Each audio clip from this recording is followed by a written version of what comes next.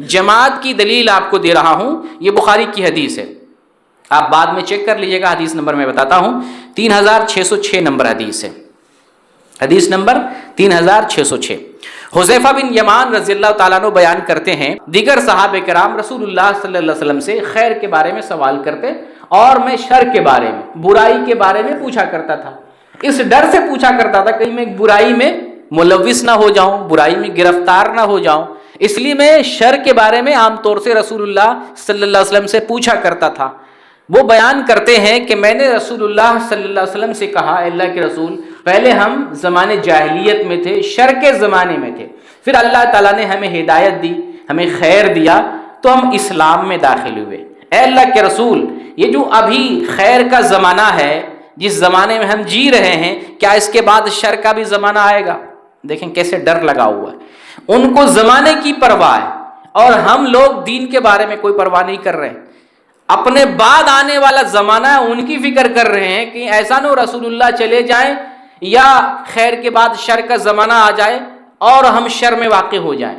ہم ذرہ برابر بھی دین کے بارے میں پرواہ نہیں کرتے، بالکل کیئرلیس ہیں، ہم سوچتے ہی نہیں، پیدا ہو گئے سوچتے جو جہاں پر ہے لگے رہو، ٹھیک ہے لگے رہو، یہ لگے رہنا دین نہیں ہے۔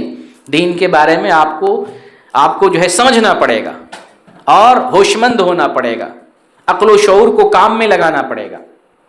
تو آپ صلی اللہ علیہ وسلم فرماتے ہاں یہ جو خیر کا زمانہ ابھی ہے، اس کے بعد شر کا زمانہ آئے گا۔ پھر پوچھتے ہیں اللہ کے رسول، شر کے زمانے کے بعد پھر خیر کا زمانہ آئے گا کیا؟ کتنی فکر لگی ہوئی ہے حذیفہ بن یمان رضی اللہ تعالیٰ عنہ۔ آپ صلی اللہ علیہ وسلم فرماتے ہیں ہاں شر کے بعد پھر خیر کا بھی زمانہ آئے گا، لیکن اس خیر پر دھواں ہوگا، اس خیر پر کیا ہوگا؟ دھواں ہوگا۔ تو حذیفہ پوچھتے ہیں اللہ کے رسول یہ دھواں کیا ہے؟ خیر کا زمانہ ہے اور دھواں بھی ہے۔ آپ فرماتے ہیں ایسے لوگ پیدا ہوں گے جو میری سنت اور میرے طریقے کو چھوڑ کر دوسروں کا طریقہ اختیار کریں گے۔ ایسے لوگ پیدا ہوں گے جو میری سنت اور میرے طریقے کو چھوڑ کر دوسرے طریقے کو اختیار کریں گے، ان میں اچھی بات بھی ہوگی، خیر بھی ہوگا اور بری بات بھی ہوگی۔ خیر کا زمانہ ہوگا لیکن دھواں ہوگا۔ پھر پوچھتے کیا اس کے بعد بھی شر کا زمانہ آئے گا؟ تو آپ فرماتے ہاں اس کے بعد پھر شر کا زمانہ آئے گا، اور شر کا زمانہ ایسا، آپ فرماتے ہیں دعات علی ابواب جہنم، اللہ اکبر، دعات علی ابواب جہنم۔ اللہ کے رسول نے فرمایا وہ دعات ہوں گے، مبلغین ہوں گے، ایسے لوگ ہوں گے، ایسے داعی ہوں گے جو جہنم کی طرف بلائیں گے، نعوذ باللہ من ذالک۔ یعنی وہ داعی تو ہوں گے، عالم ہوں گے، مبلغ ہوں گے، داعی ہوں گے، لیکن دعات علی ابواب جہنم، جہنم کی طرف بلانے والے داعی ہوں گے، لوگ ہوں گے۔ ایسا شر کا زمانہ آئے گا۔ اور آپ فرماتے ہیں کہ جو ایسے لوگوں کی باتوں کو قبول کرے گا، ایسے لوگ جہنم میں داخل کر دیے جائیں گے، جہنم میں دھکیل دیے جائیں گے۔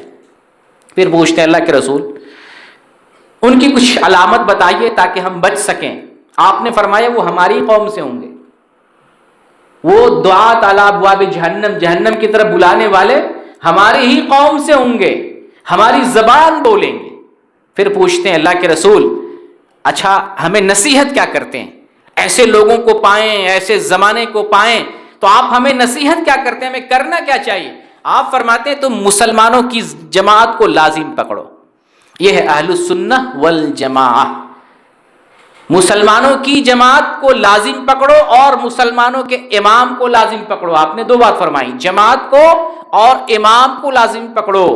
امام سے مراد کون؟ نماز پڑھانے والا، یا جو ہے امام ابو حنیفہ، امام شافعی، امام مالک، امام احمد بن حنبل، وہ امام کون؟ امام سے مراد حاکم، بادشاہ، خلیفہ۔ لوگوں کو پتہ نہیں ہوتا تو دن دیکھو ہمارے یہاں حدیث میں آیا ہمارے امام کو مانو، یہ بھائی وہ امام نہیں مراد امام حنیفہ، امام مالک، یہاں امام سے مراد خلیفہ ہے، خلیفہ۔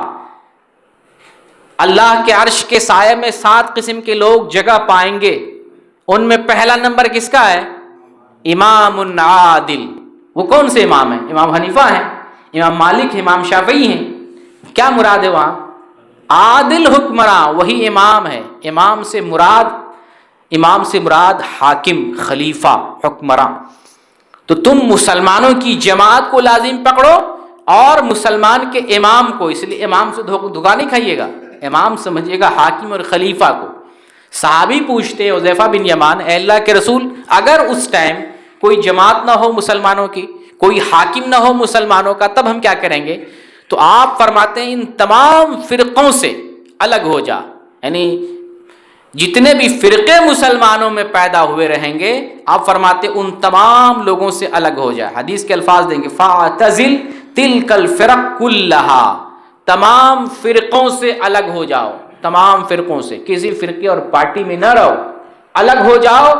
اگر تمہیں اپنی بقا کے لیے، اپنے زندہ رہنے کے لیے درخت کی جڑ چبانی پڑے تو اس جڑ کو چبا لینا، لیکن ان فرقوں سے الگ ہو جانا یہاں تک کہ تمہاری موت آ جائے. یہ ہے لزوم جماعت. جب جماعت موجود ہو مسلمانوں کی، اور مسلمانوں کی جماعت سے مراد آپ کو میں پہلے بتا چکا ہوں، وہ کون سی جماعت؟ صحابہ کی جماعت اور صحابہ کے منہج پر، طریقے پر، راستے پر چلنے والے لوگ. یہ جماعت موجود ہو اس جماعت کو لازم پکڑ لینا.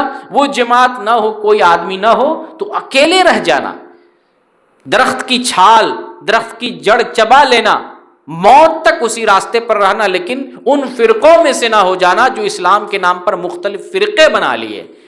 تو یہاں بھی بتایا گیا کہ فرقے بنانا، اختلاف کرنا، اسلام اس کو روا نہیں دیتا. اسلام حکم دیتا ان فرقوں سے الگ ہو جاؤ، اس اختلاف سے الگ ہو جاؤ، آ جاؤ میری سنت کی طرف اور صحابہ کے راستے کی طرف.